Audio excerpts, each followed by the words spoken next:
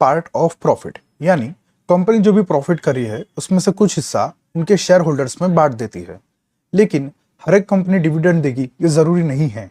कुछ कुछ company dividend देती है, यानी कि उनका जो भी ओवरऑल प्रॉफिट हो रहा है उसमें से कुछ परसेंटेज वो उनके शेयर होल्डर्स के अंदर बांट देती है डिविडेंड की तरह। शेयर होल्डर्स क्या होते हैं?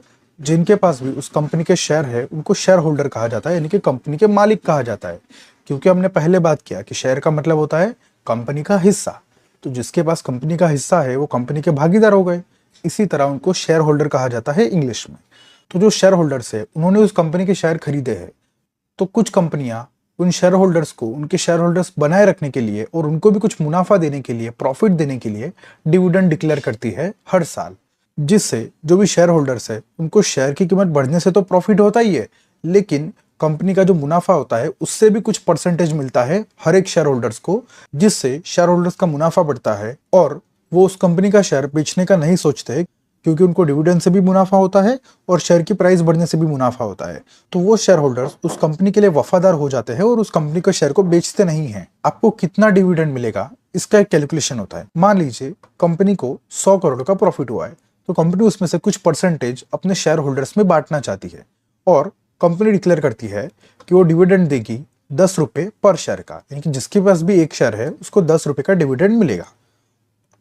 अब अगर आपके पास उस कंपनी के 100 शेयर है तो आपको कितना डिविडेंड मिलेगा?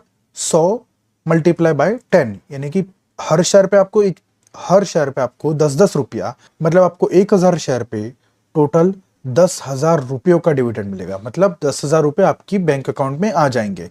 इसको कहता है डिविडेंड। इस तरीके से कंपनी जितना भी डिविडेंड करती है उसको मल्टीप्लाई किया जाता है कि आपके पास कितने शेयर है, और इस तरीके से आपको पता चलता है कि आपके पास आपके बैंक अकाउंट में कितने रुपए आएंगे डिविडेंड की तरह। तो ये होता है सिंपल डिविडेंड का कैलकुलेशन। चलिए भी समझते हैं कि इस डिविडेंड में कितना पावर होता है और बड़े बड़े इन्वेस्टर्स क्यों डिविडेंड पेइंग कंपनी में इन्वेस्ट करते हैं।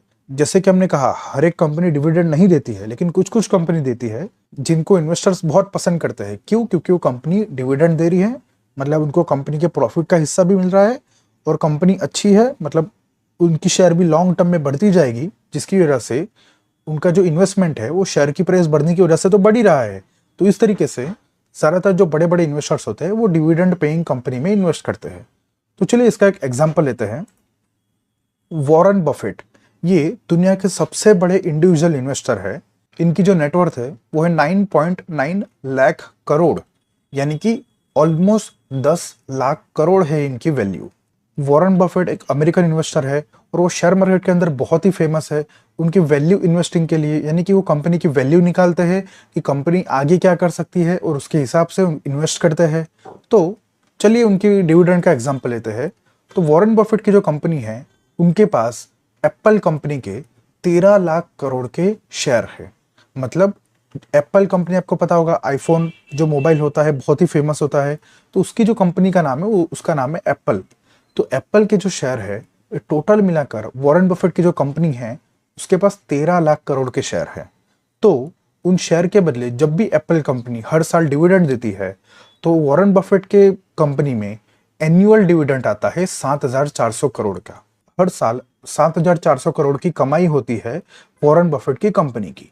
क्यों? क्योंकि कंपनी प्रॉफिट में से कुछ हिस्सा डिविडेंड की तरह बांट देती है, और एप्पल एक ऐसी कंपनी है जो एनुअली डिविडेंड देती है, यानी कि हर साल डिविडेंड देती है।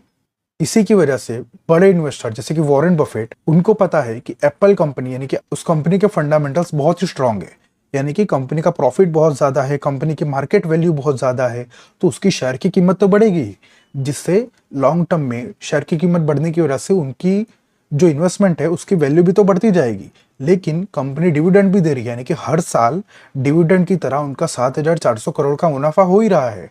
तो ये पावर होता है डिविडेंड का। आप देख सकते हो उनको 7,400 करोड़ का डिविडेंड मिल रहा है।